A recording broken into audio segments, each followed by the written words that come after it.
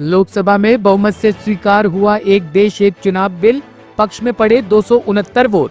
केंद्रीय कानून मंत्री अर्जुन राम मेघवाल ने आज लोकसभा में one nation one election bill पेश किया, जिसे बहुमत से लोकसभा में स्वीकार कर लिया गया। बिल स्वीकार करने के पक्ष में 269 वोट, जबकि विरोध में 198 वोट पड़े। इसके बाद मेघवाल ने ध्वनि मत से मिली सदन की सहमति के बाद संघ राज्य क्षेत्र विधि बिल 2024 को पेश किया।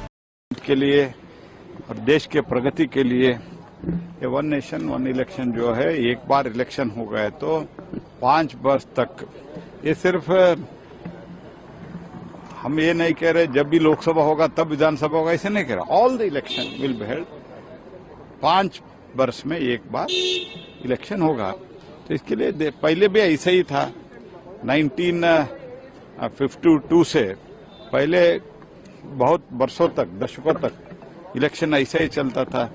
जब कांग्रेस को एक रोग आ गया, आर्टिकल 350 उपयोग करके विधानसभा को भंग करना, और जो भी हमारा इलेक्टेड गवर्नमेंट थे, उस टाइम तो हमारा गवर्नमेंट बीजेपी या जनसंघ का गवर्नमेंट बहुत ज्यादा नहीं था, लेकिन वो कम्युनिस्ट का हो, रीजनल पार्टीज का हो, करुणानिधि का हो, EMS नंबूदिरीपाद का हो, जो भी सरकार उस टाइम बीच बीच में आए थे, इस सबको, क्योंकि वो कांग्रेस के गवर्नमेंट नहीं थे, इनको बर्खास्त करते थे आर्टिकल 350 दुरुपयोग करके। इसके कारण ये जो भी एक सिंक्रोनाइज होके एक सिलसिला चलता था, वो तो टूट गया। उसके कारण आप प्रधानमंत्री जी के, और बार बार ये तो इलेक्शन कमीशन भी, जो सिर्फ हमारे टाइम में पहले भी इलेक्शन कमीशन और उसके साथ ही साथ लॉ कमीशन, इन सब लोगों का रिकमेंडेशन है। It is in the best interest of the country, इसीलिए इसको सभी पार्टी, उसमें जो कुछ भी आपका सुझाव है, आपका कुछ विचार है तो आप बताइए, लेकिन विरोध के लिए विरोध करना ठीक नहीं। भारत के संविधान और नागरिकों के लोकतंत्र अधिकार पर एक हमला है, जिसका पुरजोर विरोध कांग्रेस पार्टी और इंडिया अलायंस करेगी। ये बिल साफ साफ भाजपा का मंशा व्यक्त करता है कि वो किस प्रकार से भारत के चुनाव के जो निष्पक्षता है उसको छीनने की कोशिश कर रहे हैं। हम ये चोरी नहीं होने देंगे। भारत में निष्पक्ष चुनाव की हमारी मांग है।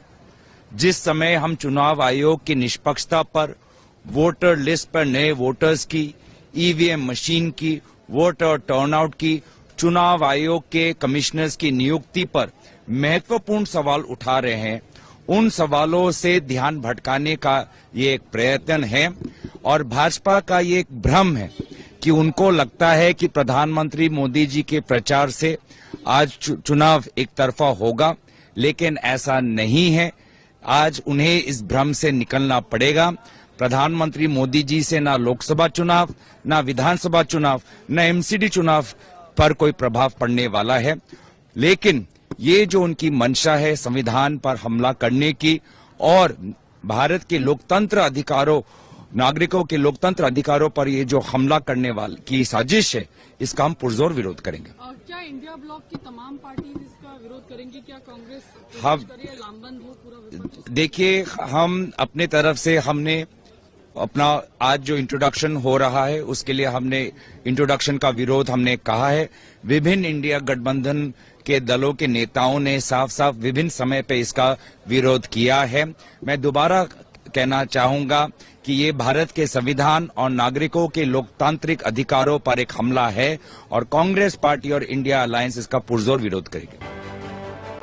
ब्यूरो रिपोर्ट, टीम मानस न्यूज।